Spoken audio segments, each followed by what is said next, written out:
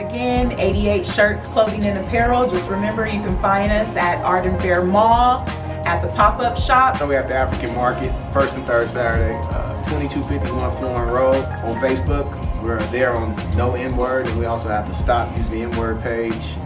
And on Instagram, we have official Black Memento, and we also have official No N-Word. So look us up, check us out. 88 Shirts got started, simply. 88 was one of those numbers that kind of stood out to me. And one of my friends at work, she's Asian, and she told me 88, was the 8 was the lucky number in China, in the Chinese culture. And she said it represented prosperity. Mm-hmm. So I was like, oh yeah, I like that number, 88, and she told me how people pay extra money over there to have the number 8 in their license plate numbers because it's the lucky number and everything. So I was like, yeah, that's I like 88. You know what I'm saying? 88 Shirts. It's a product. It's a shirt that represents prosperity. It's something that's going to make you feel good. So and then stop using the N-word. That message right there, along with the 88, the prosperity. And a positive message, you know what I'm saying? The product empowers you, when you wear it. A lot of people tell me, it's like, man, I like the way that shirt feel and everything. So, that's pretty much, how 88 got started and what it means. And like I said, it just went from stop using the N-word. We had some no N-word t-shirts, and then we went on over to Black Memento, and Black Memento just blew up. Okay. So let's say 10 years from now, I know, well, I'm not going to give it away because I know exactly, not exactly, but I know we had this conversation, but yeah. Where are we going? Where are we taking this? Where do you see this in 10 years? I would like to see us in stores. I mean, the whole brand represents cultural awareness and what's all that's been going on in society today. Our whole meaning of our clothing line is to bring people together. For example, just cohesion itself. We want to be able to have our shirts, like Eric was saying earlier, Atlanta, Florida, not just the big states, but countries overseas. Right. We want to take this definitely global and bring people together as a whole, regardless of their cultural background. And this one brother told me, he's like, man, he said, no disrespect. He said, but I'm gonna take a Black Memento shirt. I was like, okay, that's fine. So it's just a new one. He said, yeah, I'm gonna take a Black Memento shirt. He said, because a lot of my friends don't know how to read. I was like, oh man, come on, I was like, what you saying? You mean he's like, they don't know what cohesion means. You know what I'm saying? Yeah. So along with wearing something nice, teaching people what the word means, just cohesion, it's just us sticking together. Cohesion will make, make us come together and everything. So where did the term Black Memento come from? I wear that shirt today, and everybody be like, Black Memento, that's so funny. I love that. Where you get that from? I'm like, that's the homie. It's dope. Yeah. You know what I'm saying? The Black Memento came up, well, a friend and I was at work, and I'm a big Golden State Warrior fan, and he was a Sacramento Kings fan. And we were going back and forth on a Friday night, and I'm smiling and laughing because this is my partner. And we was going back and forth, and I kept telling the Kings is this, he said this about the Warriors, and then it just came up to my head. I was like, this is why the Kings is sorry. They need to be called the Black Memento Kings. And he said, you just thought of that? I said, yeah. I said, man, it's kind of clicking. I said, maybe I should put it on a t-shirt. He said, man, if you put it on a t-shirt, I'm gonna buy it. I was like, all right. Deal. And boom. Say less. Damn.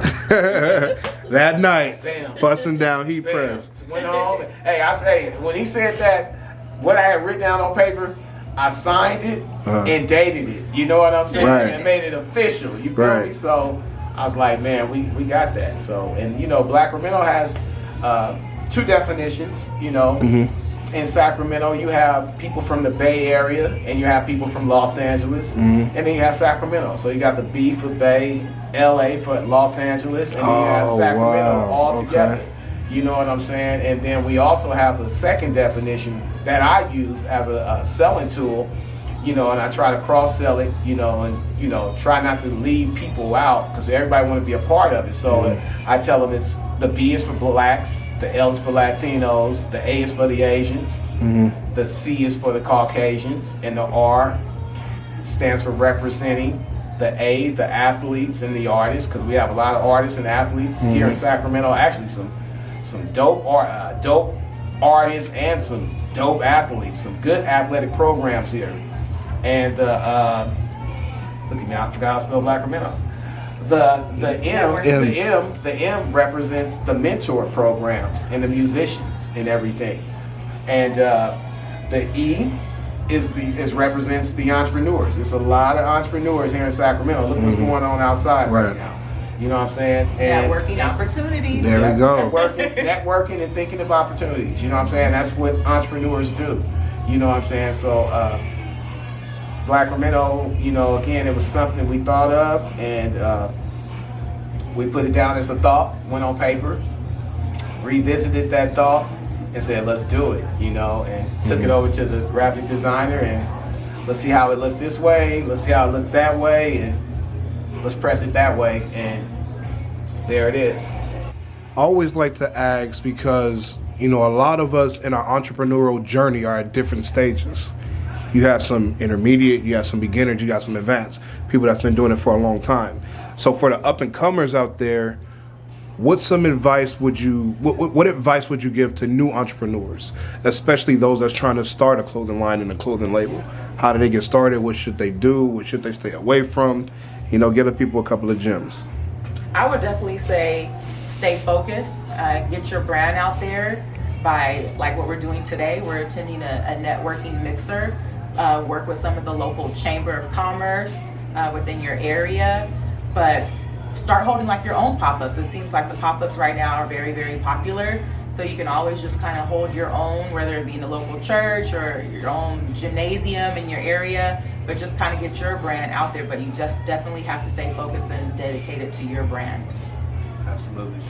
And I just want to add on to that, if you choose to get into t-shirts and clothing, you know, in the very beginning, you know, tap into that creative faculty in your brain, and that's what's in you. And, you know, don't be afraid to write it down. Don't be afraid to kind of draw it out, and keep it to yourself. You know, don't take that idea and just run out there and show it to your friends and everything, because there are going to be some people that's going to criticize it, and they're going to slow you up. So keep it to yourself, you know, and, you know, I think Jay-Z said it best. He said, don't project your fears on me. Right. You know what I mean? Yeah, same thing. If you have the money, then press them up and give them away, you know. Right. Or sell them to them for real cheap, you know. Don't come out the gate trying to let me get $30, 50, 60 for a shirt. $50 and you real new to this, you right. know what I'm saying? So, just, you know, with me, that's what I did with Stop Using the N-Word. You know, that was 5 years ago, but I sold my shirts for $15. But today they're online for like $35, and you know, bigger sizes we probably could sell for maybe $40. But and that's one of the gems that, you know, us from a promotion and marketing side, you know, when we have clients and we have that, you know, we're open book, man. We like to talk about whatever, right? Because we want to be a part of our client's journey. And one of the things that we always stress, because we see it all the time, somebody hits us up, oh, we got a new clothing line popping, we drop in at midnight. You know, I need y'all to help promote us. I'm like, all right, so expectations, pump your brakes.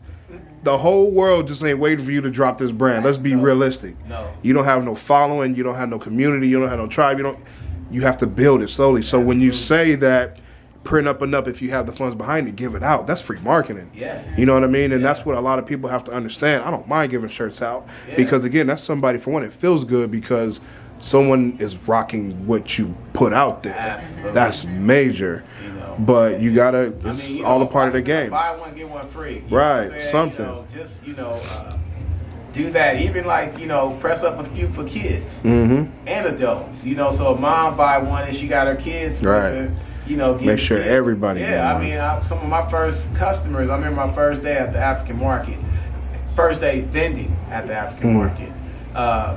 I had some shirts for kids, and I was mom. Mom them bought shirts for herself and for her kids. You know what I mean? So, and those sales helped out. And the kids remember them shirts. You know what I'm saying? So, yeah, press up some for adults and press up some for the kids. And the kids' shirts don't cost that much. So, mama buy one, just give one to her son or her daughter.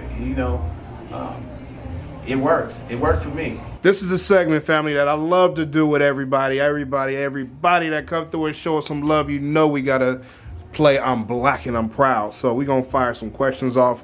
Both of y'all gotta answer the same question. So of course we're gonna go ladies first. And then Eric, you give your answer, and then I'll fire off another question. And then bada boom, bada bing. So let's start it off. So favorite hood movie? I have to say Friday, Ice Cube in the making. Okay. 3 Strikes. 3 Strikes. I have not heard that one yet. You got to pick one. You got Annihilators, you got Sunflower Seeds, you got Tic Tacs. Ladies first. Sunflower Seeds. Can it be the barbecue? Yeah, I was just about to ask you what flavor. Yes. Tic Tacs. What? Okay, so we got barbecue Tic Tacs. Our barbecue Sunflower Seeds. Me, I'm going ranch. But all right, so Tic Tacs, what flavor? Because I always Basic, go. man. I'm going with the whiter. Whiter than whites, man. Nah. You gotta go orange. Orange. That's the best one. The 2 gotta go pick one. All right, it's holiday time. It's Thanksgiving. Y'all know it's right around the corner. A lot of people get a little offended when we ask this question, but it's been pretty consecutive across the board. Okay. So we got greens, we got mac and cheese, and we got yams. 2 gotta go, 1 gotta stay. What you picking? Greens have to stay. We all gotta have a vegetable. Okay. So the other 2 gotta go then. If you only picking one. Yep. Yes. Wow, that's a first. We got. Hey, you didn't say we can't put meat in the greens. I did not. So we put meat up in our greens. Okay. That's tough. You putting turkey neck? What you putting smoke? What you put in turkey. there? Okay. Smoked turkey. All right. Well, I'm gonna have to agree with her on that. My mom and dad from Atlanta, Georgia, and my dad say you can't eat cornbread without collard greens. You know what I'm saying? So I say collard greens also. So if you had one superpower, what would it be? Ooh, superpower. Hey, fly. Let me be one of the first females, young black females, flying into space, checking out our solar system. Okay. Taking off. Yeah, definitely. Mine would be speed. I have to be like Flash Gordon, I think. I would want to be fast. And I probably use my speed in probably the bad way. I ain't gonna lie. I be thinking about how can I run through this little business. Take this and this and get on. They don't even know I was in sell there. some real quick and come through and peep. But I'm gonna fly over you. I'm come gonna in fly and over see you this. and get to the destination. But I'm there. I'm gonna fly and see everything down below. I'm like they say, imagine trying to hit the light switch on the wall and being in bed by the time you get done. I'm trying to be that fast. You feel me? So. Speed. Last question. If you could do one thing for the black community, what would it be? Ooh, support. That's definitely always support, whether it be hosting an event with them, education, speaking the word, but definitely support. Okay, good one. That's a tough one for me because I would want something set up for people not to be hungry and for people not to be sleeping, being homeless. So major California problem. Yeah, one thing I would do in the black community is I would build a huge shelter. Because I go to the gym 6 days out the week for between 4 and 4:30, and I see them. You know what I'm saying? I see the young kids, young adults, and I see the old adults out there, and I see the young ladies on the street, prostituting, and it's a wake up call. It wakes me up. You know what I'm saying? So for me, if there's one thing I can do for my community is I would build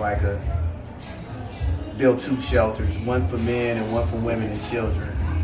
And I would, in this shelter, I would want to have the resources they need to empower themselves and equip themselves to go out there in this world and fight this fight, and help us out. We need people, more of us in the healthcare system. We need more of us in the education system. We need to be in, a lot of places. So